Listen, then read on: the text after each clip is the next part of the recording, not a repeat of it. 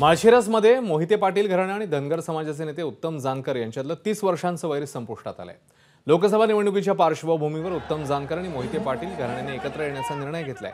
उत्तम जानकर यांनी राष्ट्रवादी प्रदेशाध्यक्ष जयंत पाटील यांच्या उपस्थितीत शरद पवारांच्या राष्ट्रवादीत प्रवेश केलाय।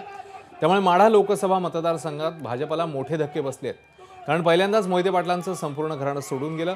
त्यानंतर भाजपने मोहिते पाटलांचे विरोधक उत्तम जानकर यांना गळाला लावण्याचा प्रयत्न केला, मात्र भाजपचे प्रयत्न सपशेल अपयशी ठरले। मगाशी उत्तमरावांनी भाषणात सांगितलं